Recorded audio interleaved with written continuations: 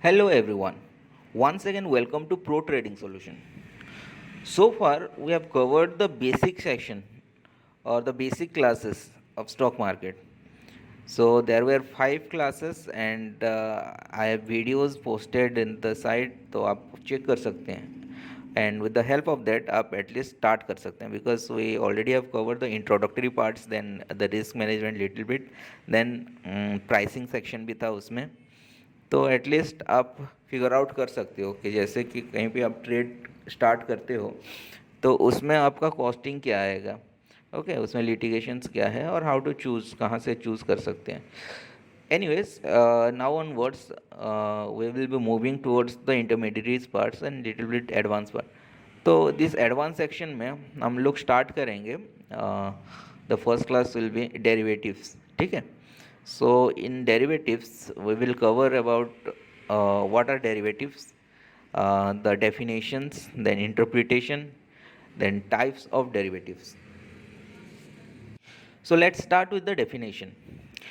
In stock market, derivatives are the contract that derive its value from the performance of an underlying assets. The underlying assets can be stock, index, commodity, or currency. So here we should understand few terms used here in this example or the definition like contracts. So basically the derivatives are traded with the help of contract or in the contract mode. Contract form में ही trade होता है ये. तो basically two party involve होते हैं contract में जो agreed होते हैं. Secondly, there is another thing called underlying assets.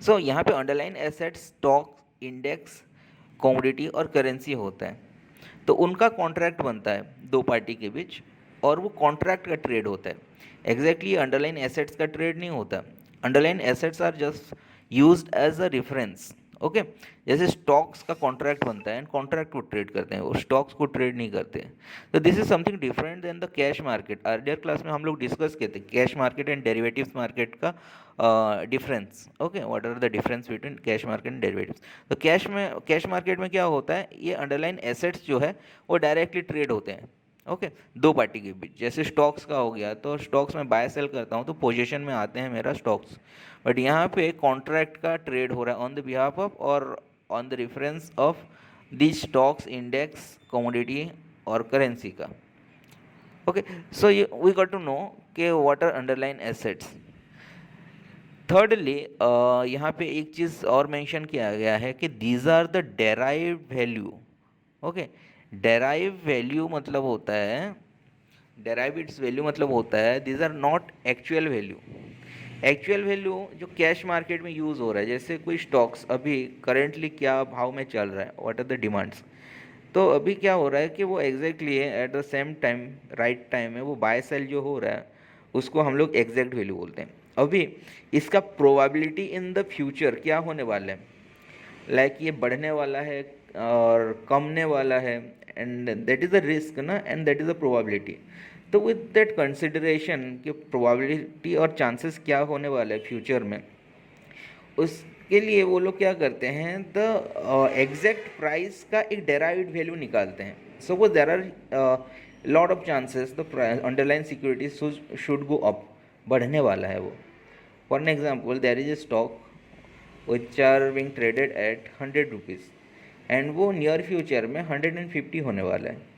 तो ये 100 रुपीज़ जो अभी चल रहा है उसके बिहाफ में वो लोग क्या करेंगे डेराइव्ड वैल्यू निकालेंगे okay with consideration the chances to increase okay तो मान लीजिए ये 100 रुपीज़ का एक डेराइव्ड वैल्यू निकालते हैं वो अभी 105 ठीक है तो 105 रुपीज़ के हिसाब से अभी कॉन्ट्रैक्ट बनेगा दोनों लोगों के बीच ओके देन ये 105 को वो लोग कॉन्ट्रैक्ट में एंट्री करते हैं एंड नियर फ्यूचर में जब बढ़ता है या घटता है उस हिसाब से ट्रेड करते हैं so this is the definitions and interpretation of derivatives but थोड़ा सा कॉम्प्लिकेटेड लग रहा है so let's understand this with an help of an example suppose there is a person who produces potato ठीक है वो आलू उगाता है and he is a producer, मतलब वो खेती करता है, could be a farmer. So he figure outs कि अभी दैट पोटैटो का भाव क्या चल रहा है, भाव मतलब रेट क्या चल रहा है अभी मार्केट में. एंड ही फाउंड कि ये अभी 15 रुपीज़ चल रहा है. ठीक है. सो ही कैलकुलेट्स के कि मेरा कॉस्टिंग क्या आ रहा है पर किलो, उसका कॉस्टिंग में भी 5 रुपीज़ आ रहा होगा. सो अभी अगर ये 15 रुपये में वो बेचता है तो आई कैन कैलकुलेट इजीली कि उसका प्रॉफिट क्या आ रहा है पर किलो. ठीक है. सो this is very simple.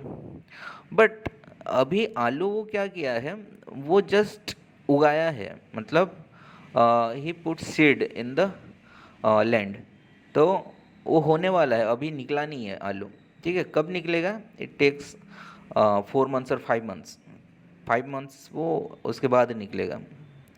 So 5 months में वो फिर प्रेडिक्ट करता है कि मार्केट का कंडीशन क्या होने वाला है. ठीक है.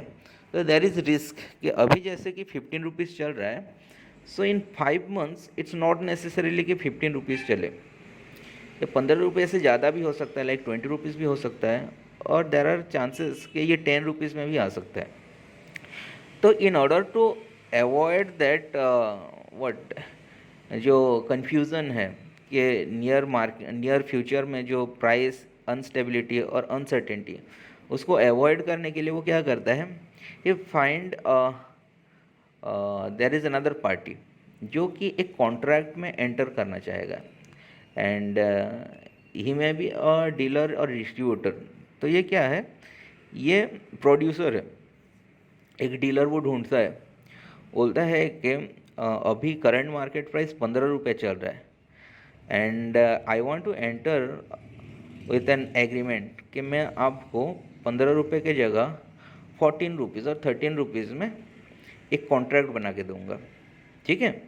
मतलब 15 रुपये को वो क्या कर रहा है, थोड़ा सा डिस्काउंट करके 14 रुपीज़ में कॉन्ट्रैक्ट बना के दे रहा है, सो दैट कि काउंटर पार्टी जो है, जो डिस्ट्रीब्यूटर है, ही शुड बी अट्रैक्टेड. ठीक है. अभी क्या हुआ कि दोनों एग्रीड हुए और एक कॉन्ट्रैक्ट बनाते हैं. What is that contract about, ये बोला कि चलो 14 रुपीज़ में जो कॉन्ट्रैक्ट बनाए हैं, मैं अभी तो डिलीवरी आपको नहीं दे रहा हूँ, सप्लाई नहीं कर रहा हूँ, बिकॉज मेरा जो पोटैटो है वो निकलने में 5 मंथ्स लग जाएंगे. तो आफ्टर 5 मंथ्स में जो कॉन्ट्रैक्ट में अभी एंटर किए हैं, whatever the market condition will be, मैं 14 रुपीज़ में आपको डिलीवरी दे दूँगा. ठीक है. अभी यहाँ पे दोनों पार्टी का कैसा है, कॉन्ट्रैरी और कॉन्ट्राडिक्टेड थिंकिंग एबिलिटी है. जैसे कि जो प्रोड्यूसर है वो क्या सोच रहा है कि देर इज़ अ चांसेस कि ये अगर कम हो जाएगा तो मैं लॉस में आ जाऊंगा. ठीक है. 15 रुपये से अगर नीचे चला गया तो मैं लॉस में आ जाऊंगा. एंड दैट डिस्ट्रीब्यूटर थिंक्स के ये अगर बढ़ गया तो मैं प्रॉफिट में आऊँगा. ठीक है. लाइक आफ्टर 5 मंथ्स में भी ये 20 रुपीज़ और 25 रुपीज़ में चल रहा है उसका प्राइस, तो फिर मैं तो प्रॉफिटेबल हो जाऊंगा क्योंकि मुझे 14 रुपीज़ से मिलेगा. तो इस दोनों का अलग अलग परसेप्शन में वो लोग आके फिर वो एंट्री करते हैं कॉन्ट्रैक्ट में. ठीक है. तो this is all about the derivative contract. अभी क्या होगा कि 5 मंथ्स के बाद पे ऑफ कैसे होगा दोनों का. 5 मंथ्स के बाद इसको एज पर द कॉन्ट्रैक्ट जैसे भी करके 14 रुपीज़ में उसको सप्लाई करना पड़ेगा और डिलीवरी देना पड़ेगा पोटैटो. बट अभी पे ऑफ और प्रॉफिट कैसे हो सकता है, क्योंकि अगर 14 रुपीज़ में वो दे दिया तो ऑलरेडी उसका कॉस्ट एस्टिमेटेड है ना, ऑलरेडी उसका प्रॉफिट प्रोजेक्शन वो कैलकुलेट करके रखा है. ठीक है. अभी जो डिस्ट्रीब्यूटर है उसका प्रॉफिट कैसे होगा, मान लीजिए कि प्राइस बढ़ गया है तब तक, लाइक 20 रुपीज़ और 25 रुपीज़ चल रहा है एज़ पर हिज एक्सपेक्टेशन, तो उस जगह में वो सस्ते में मिल जाएगा उसको 14 रुपीज़ में सारा डिलीवरी. एंड वो क्या करेगा, 20 रुपीज़ और करेंट मार्केट प्राइस में बेच देगा वो, तो वो प्रॉफिटेबल हो गया. And the supplier also is in profit क्योंकि वो ऑलरेडी कैलकुलेट करके बैठा था. बट यहाँ पे क्या होगा कि वो एडिशनल प्रॉफिट का फ़ायदा नहीं उठा सकता. जो 20 रुपीज़ में अभी ट्रेड होता तो और सेल करता तो 20 रुपीज़ में जाता है ना, बट वो 14 रुपीज़ में ऑलरेडी कॉन्ट्रैक्ट बना के बैठा है. तो उस कंडीशन में उसका रीज़नेबल और स्टार्टिंग में जो प्रॉफिट था और रिस्क है जो कि, और रिस्क क्या, मिनिमाइज करके वो कॉन्ट्रैक्ट में एंट्री कर लिया था, ठीक है। तो वो सर्टेन था कि मेरा इतना प्रॉफिट होने ही वाला है। एंड द प्रोड्यूसर और डिस्ट्रीब्यूटर का भी फ़ायदा हो गया। अभी सेकंड सिनेरियो देखते हैं। सेकंड सिचुएशन में ये होता है कि मार्केट में कुछ तो प्रॉब्लम हुआ है, लाइक ज़्यादा डायबिटिक्स बढ़ गए हैं या तो कुछ प्रॉब्लम हुआ है, ठीक है। तो उसमें पोटैटो का प्राइस कम गया है या अलग जगह पे सप्लाई ज़्यादा आ गया है तो मार्केट में, तो क्या हो गया, पोटैटो का प्राइस कम गया है, 15 से वो आ गया है 12 रुपये या 10 रुपये। उस कंडीशन में प्रोड्यूसर जो है उसका तो प्रॉफिट होगा, बिकॉज वो कैलकुलेटेड एक कॉन्ट्रैक्ट में घुसा हुआ है पहले से, वो जैसे भी करके 14 रुपीज़ में डिलीवरी दे देगा। अभी जो डिस्ट्रीब्यूटर है वो उसको 14 रुपीज़ में डिलीवरी लेके करेगा क्या, क्योंकि मार्केट प्राइस तो नीचे है, जैसे भी करके उसको सेल करना ही पड़ेगा, ठीक है, 12 रुपये या 10 रुपये जो भी, वॉट एवर द प्राइसेस। तो उसमें अगर सेल कर दिया तो उसको फिर नुकसान होगा। सो द सेकंड कंडीशन जो अभी हम लोग डिस्कस किया, उसमें डीलर का रिस्क रहता है, there is the chances to of losses, but always जो प्रोड्यूसर है वो as per the contract profit में बैठा रहता है। सो यहाँ पे डेरिवेटिव्स इसी को ही बोलते हैं, क्योंकि एक अंडरलाइन एसेट्स है जो करंट मार्केट्स में जो चल रहा है ना, उसके रेफरेंस में एक वैल्यू कैलकुलेटेड होता है और डेराइव्ड होता है और एक कॉन्ट्रैक्ट बनता है दोनों में। अभी देखिए दोनों में जो कॉन्ट्रैक्ट बन रहा है ना, स्टार्टिंग में पेमेंट कुछ देना नहीं पड़ रहा है, मतलब नॉमिनल पेमेंट में वो कॉन्ट्रैक्ट बन रहा है। कुछ तो गारंटी चाहिए ना on the behalf of that, full amount तो नहीं चाहिए उसको। सपोज वो 1 टन का डील कर रहा है, जैसे कि पोटैटो, तो 1 टन का बिहाफ में जो भी रेट है उसके बिहाफ में वो एक टोकन मनी देगा। किसको? जो डीलर है, जो कॉन्ट्रैक्ट को खरीद रहा है। प्रोड्यूसर क्या कर रहा है, कॉन्ट्रैक्ट को सेल कर रहा है, तो सेल कर रहा है तो उसके बिहाफ में वो कुछ रिसीव करेगा, and that token money. Okay, so these are the few concepts about the token money का बहुत सारा टर्मिनोलॉजी है एंड फर्दर कॉन्ट्रैक्ट टाइप्स के हिसाब से, जैसे मार्जिन बोला जाता है और प्रीमियम बोला जाता है, तो उसके बारे में डिस्कस करेंगे। So as of now just understand कि this are the kind of contract, और जो एग्जाम्पल अभी डिस्कस किए ऐसे कॉन्ट्रैक्ट होता है दो पार्टी के बीच, in order to what, has the risk in the future. जो प्रॉबिलिटी में बढ़ने वाला है और घटने वाला है उसको वो लोग क्या करेंगे, हैज करेंगे, और उसके बिहाफ में वो क्या करते हैं कि करंट मार्केट प्राइस से डेराइव करते हैं एक वैल्यू और एक कॉन्ट्रैक्ट बनाते हैं। तो every contract has a maturity, ठीक है, ये कॉन्ट्रैक्ट लाइफ लॉन्ग के लिए नहीं होता है। वंस वो कॉन्ट्रैक्ट बनता है तो उसमें मेंशन होता है कि कॉन्ट्रैक्ट का वैलिडिटी क्या है, और वैलिडिटी के अंदर अगर ट्रेड नहीं हुआ, मतलब वो सप्लाई वगैरह नहीं हुआ, तो कॉन्ट्रैक्ट वैल्यूलेस हो जाता है। तो एवरी पार्टी और each party should make sure कि ये ट्रेड एग्जीक्यूट हो विद इन द मैच्योरिटी और पीरियड ऑफ दैट कॉन्ट्रैक्ट, ठीक है। तो these are few things about contract. Further हम लोग पढ़ते हैं कि types of derivatives, okay, in the contract forms क्या होते हैं। So in general there are 4 types of derivatives. First one is forward, then swaps, उसके बाद है फ्यूचर्स एंड ऑप्शंस, ठीक है। ऐसे 4 तरह का डेरिवेटिव्स है। सो जो फॉरवर्ड कॉन्ट्रैक्ट्स और स्वैप्स हैं, ये दोनों actually these are the old types of contracts और डेरिवेटिव्स, जो कि अभी फ्रीक्वेंटली नहीं होते, उसमें जनरली ट्रेड नहीं हो रहे हैं, बंद हो गया है। तो these the latest derivatives are futures and options. तो फ्यूचर्स एंड ऑप्शंस में सबसे ज़्यादा ट्रेड होते हैं। तो फॉरवर्ड्स एंड स्वैप्स के बारे में थोड़ा बहुत हम लोग जानते हैं, then we will move towards futures and options. But before that, let me tell you something like there is a term hedging, ठीक है। एक्चुअली द डेरिवेटिव्स जो है वो hedging के लिए ही आया है, द डेरिवेटिव्स का कॉन्सेप्ट वही था। So what is it hedging? The hedging or a hedge is an investment position intended to offset potential losses or gains that may be incurred by the companion investment। इसका मतलब है कि जो भी investment है उसको हम लोग हेज कर रहे हैं, मतलब उसका रिस्क जो है और जो अनसर्टेनिटी है उसको हम लोग क्या कर रहे हैं, मतलब एलिमिनेट कर रहे हैं, ठीक है।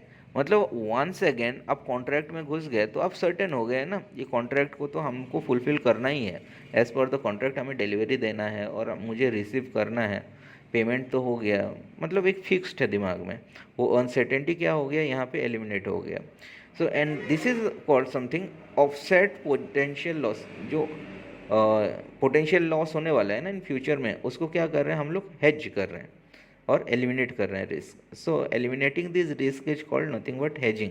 ठीक है, मतलब एक अंडरलाइन एसेट्स है और जो ट्रेड होने वाला है उसके अगेंस्ट में दूसरा एक इंस्ट्रूमेंट हम लोग यूज़ कर रहे हैं, okay, for the future prospect, and this is something called hedging.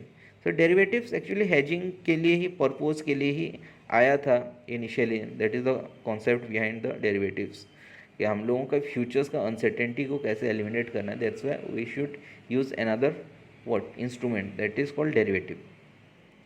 okay, so as per the definition, जैसे बताया मैंने, ये hedge is an investment position intended to offset potential losses or gains that may be incurred by a companion investment।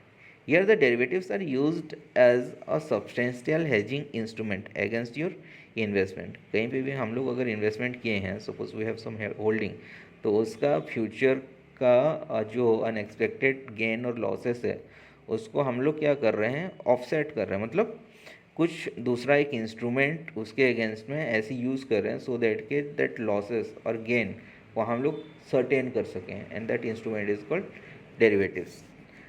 Now let's start with forward contracts.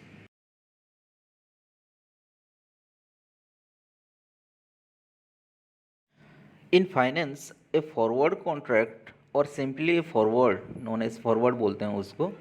So this is generally a non standardize contract between two parties, okay, which are agreed to buy or sell an assets at a specified futures time at a price agreed on a time of conclusion of the contract। इसका मतलब है कि first of all let's understand कि what is non standardize contract. Non standardize contract generally एक agreement की तरह होता है। इसमें क्या होगा कि दिस टू पार्टी जो इन्वॉल्व हो रहे हैं कॉन्ट्रैक्ट में, this two party should be known to each other very much, मतलब एक दूसरे को जानना बहुत ज़रूरी है, बिकॉज ये कॉन्ट्रैक्ट दोनों पार्टी के बीच ही हो रहा है, ओके। सो यहाँ पे कोई गारंटर नहीं है वो कॉन्ट्रैक्ट का, that's why this is called non standardize contract. In future suppose there are cases कि कुछ हो सकता है ना पॉसिबिलिटी कि कोई within that as per the contract delivery ना दे पाए और वो कॉन्ट्रैक्ट को कोई मतलब कर नहीं पाए, ठीक है, फुलफिल कर नहीं पाए, तो देर इज़ नो गारंटी, इसमें मीडिएटर कुछ है नहीं, गारंटर कुछ है नहीं, तो that's why this is known as non standardize contract. तो जो फॉरवर्ड था पहले होता था वो नॉन स्टैंडर्डाइज कॉन्ट्रैक्ट था बिटवीन टू पार्टीज, जो खरीदना चाहता है एंड बेचना चाहता है, किसको, एक एसेट्स जिसके बारे में वो लोग कॉन्ट्रैक्ट कर रहे हैं। अर्लियर जो हम लोग डिस्कस किए थे उसमें क्या था, पोटैटो का ट्रेड हो रहा था, so the asset was potato, तो पोटैटो का फ्यूचर प्राइस वो लोग वो कॉन्ट्रैक्ट में मेंशन कर रहे थे एंड दोनों एग्रीड हो रहे थे कि उसमें वो लोग ट्रेड करेंगे और समवन नीड्स टू और have to deliver that asset in that mention price in that contract, and दूसरा क्या करेगा, वो पेमेंट करेगा फुल्ली इन फ्यूचर, ठीक है। सो this is the forward contract. तो यहाँ पे क्या हो रहा है, this is also a derivative instruments, because futures में जो चांसेस है, प्रोबेबिलिटी है बढ़ने का, उसको हम लोग रिफर करके डेराइव्ड वैल्यू कर रहे हैं इन फ्यूचर और वो कॉन्ट्रैक्ट में एंटर कर रहे हैं। The party agreeing to buy the underline assets in the future assumes a long position, मतलब जो खरीद रहा है ना, अर्लियर एग्जांपल में जैसे कि वो डिस्ट्रीब्यूटर था तो वो कॉन्ट्रैक्ट खरीद रहा है and there is someone who is selling that contract. कौन है वो, दिस इज़ द प्रोड्यूसर, जो फार्मर था जो पोटैटो उगा रहा था, तो he is the seller of that contract. तो यहाँ पे बोलेंगे the party agrees to sell the asset, जो पोटैटो वाला एग्जांपल लिए थे, so this is the farmer here जो एसेट्स को सेल करने के लिए रेडी हो रहा है, कहाँ पे, इन नियर फ्यूचर। सो इसको हम लोग शॉर्ट पोजीशन बोलेंगे बिकॉज वो कॉन्ट्रैक्ट को सेल कर रहा है। The price agreed upon is called the delivery price और this is the equal to the forward price, ठीक है, मतलब जो डिलीवरी प्राइस मेंशन हुआ है कॉन्ट्रैक्ट में that is the forward price, okay. कहाँ पे ये फॉरवर्ड प्राइस मेंशन होता है जब कॉन्ट्रैक्ट बन जाता है, and this is about the forward contracts. So let's understand this forward contract with an illustration. Suppose there are two parties A and B. Okay, दोनों क्या किए, चलो एग्री होते हैं एंड एक फॉरवर्ड कॉन्ट्रैक्ट बनाते हैं. ठीक है, अभी A and B they agreed to make a forward contract और enter in a forward contract. उनका प्रोडक्ट है सपोज क्रूड ऑयल ट्रेडिंग. यहाँ पे क्या हो रहा है कि there is a person A जो क्रूड ऑयल प्रोड्यूसर है, where as B is a distributor और वो परचेज़र है. तो क्रूड ऑयल निकलने में थोड़ा टाइम है. सो फ्यूचर का क्रूड ऑयल क्या होता है कि स्टेबिलिटी नहीं रहता है ना, अप्स एंड डाउन रहता है क्यों होता रहता है, because of the demand and supply. तो उसको वो हेज कर रहे हैं with a forward contract which is the derivative instrument, है ना.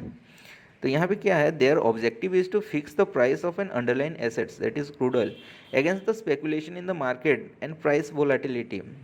मतलब जो अनसर्टेनिटी है ना, उसको वो लोग क्या कर रहे हैं, वो फिक्स कर रहे हैं, प्राइस हेज कर रहे हैं.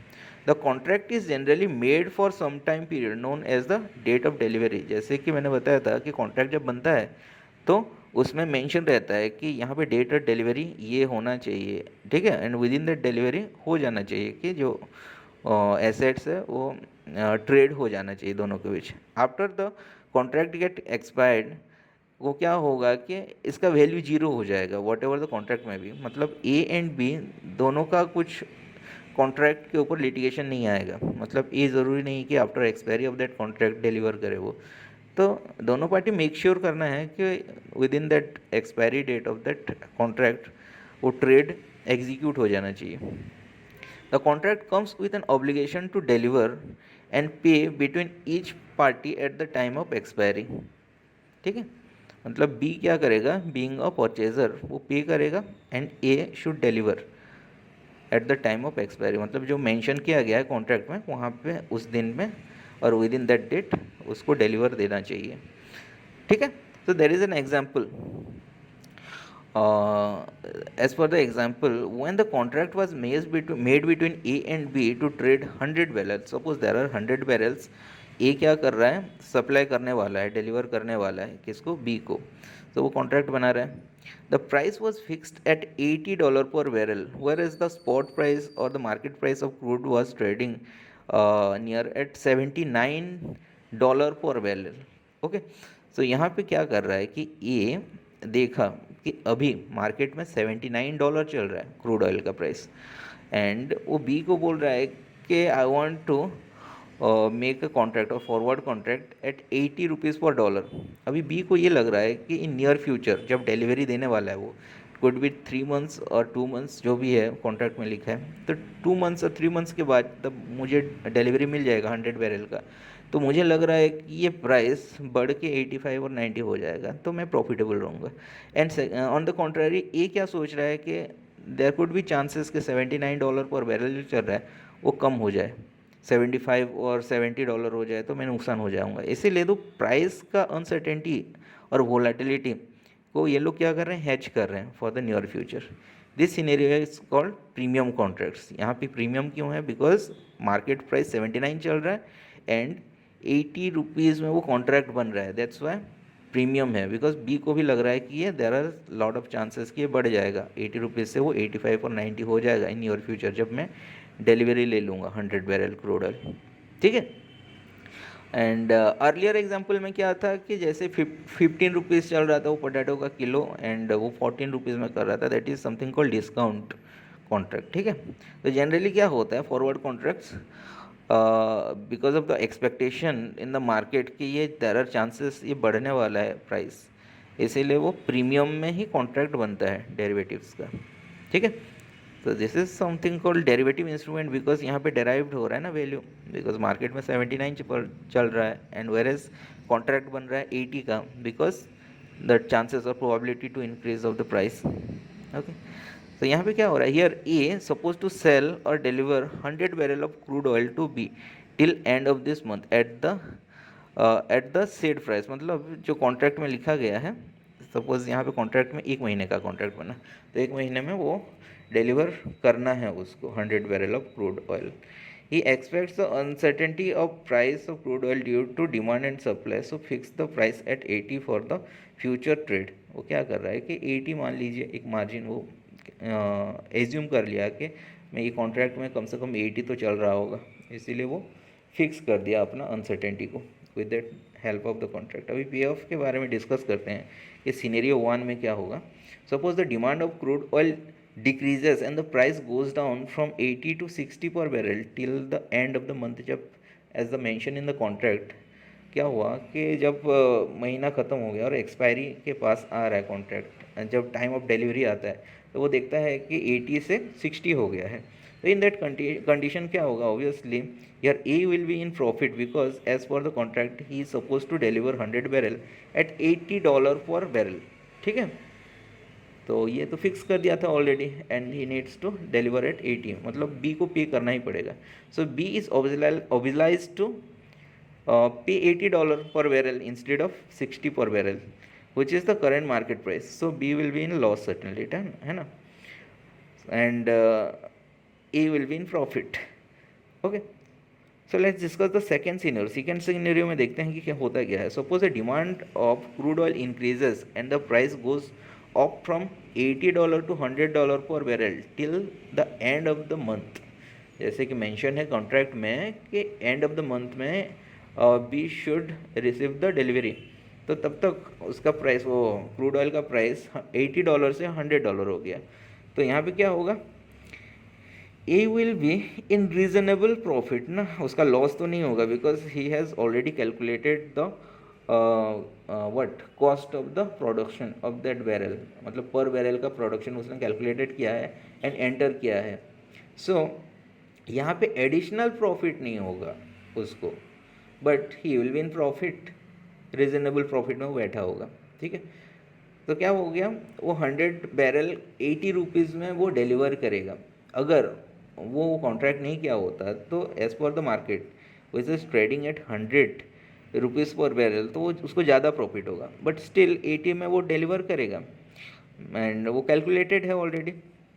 बट बी कहाँ क्या होगा, बी का कंडीशन यहाँ पे he will be in profitable कितने का, $20 का, बिकॉज 80 में वो रिसीव किया एंड अभी करेंट मार्केट प्राइस में वो बेचना स्टार्ट कर देगा which is being traded at 100 rupees per $100 पर बैरल. ठीक है, तो पे ऑफ के बारे में हम लोग समझ लिए. For long position pay off is profit is equal to delivery price, मतलब जो फॉरवर्ड कॉन्ट्रैक्ट में मेंशन है, फॉरवर्ड प्राइस ही बोलते हैं, और कॉन्ट्रैक्ट में मेंशन है उसको डिलीवरी प्राइस बोलते हैं, minus current price. Current price क्या है, जो अभी मार्केट में चल रहा है. Then for short position profit is equal to current price और contract price minus delivery price. ठीक है, वो है आपका पे ऑफ्स. जैसे कि कंडीशन 1 में क्या था, बी का लॉसेस हो रहा था एंड सिनेरियो 2 में क्या हो रहा है, बी का प्रॉफिट हो रहा है. So B is in short position and A is in long position क्योंकि ही इज़ अ सप्लायर और डिलीवरी दे रहा है, तो उसका प्रॉफिट होता है ऑलरेडी ऑलवेज डिलीवरी प्राइस मतलब करंट प्राइस. बट यहाँ पे if you calculate in mathematically, यहाँ पे आपका लॉस जैसे लग रहा होगा ए का, बट लॉस नहीं होता, वो एडिशनल प्रॉफिट नहीं होता, ये ऑलरेडी कैलकुलेटेड करके ही एंटर होता है. So in forward contract these are the scenarios. Okay, in the above example क्या हो रहा है, A creates the contract and sell the contract to B. So A is in short position, B is in long position. B खरीद रहा है ना contract को. So at the time of delivery, if the delivery price is higher than the contract price, then long position B will be in profit. ठीक है. Secondly, at the time of delivery, if the delivery price is lower than the contract price, then the short position A will be in profit.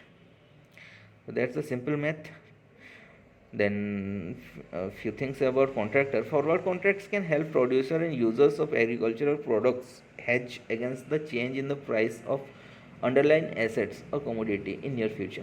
ठीक है, उसको hedge कर रहे हैं generally. Sometimes the underline assets में भी foreign currencies okay, ये sometimes क्या होता है कि फॉरेन करेंसी का भी अनस्टेबिलिटी बहुत ज़्यादा रहता है as per the demand and supply. तो कुछ ट्रेड में क्या करते हैं कि फॉरेन करेंसी को भी वो लोग फॉरवर्ड कॉन्ट्रैक्ट्स में कन्वर्ट करते हैं। जैसे करेंसी मान लीजिए डॉलर आज चल रहा है 82 rupees with respect to INR, Indian currency के हिसाब से। तो फ्यूचर में ये करेंसी में भी कम जाए या सपोज 79 हो जाए, या तो फिर बढ़ जाए 84 हो जाए या 85 हो जाए, वो अनसर्टेनिटी को हेज करने के लिए फॉरवर्ड कॉन्ट्रैक्ट्स यूज़ किया जाता है।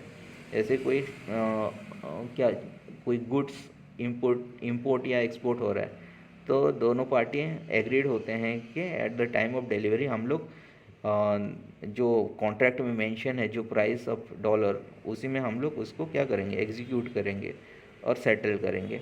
ठीक है। So forward contracts do not trade as centralized exchange and considered as over the counter. So these are few drawbacks of this contract. As I mentioned earlier कि these are not the standardized contract because there is no guarantor, mediator कुछ नहीं है। अगर कोई उसको fulfil नहीं करता वो कॉन्ट्रैक्ट के अगेंस्ट में, तो फिर उसका कुछ नहीं हो सकता। ठीक है। Financial institution that initiate forward contract are suppose to a greater degree of settlement and default risk compared to the contracts that are marked to market regularly। so यहाँ पे क्या हो रहा है कि रिस्क तो एसोसिएटेड है इस कॉन्ट्रैक्ट में, एंड सेकेंडली कि वो सेटलमेंट प्रॉपरली होना चाहिए। दूसरा सपोज बोला कि मैं पेमेंट अभी नहीं दे सकता, तो वहाँ पे कुछ नहीं हो सकता। ठीक है, because you could not find any distributor or dealer at the specified price। So these are all about forward contracts।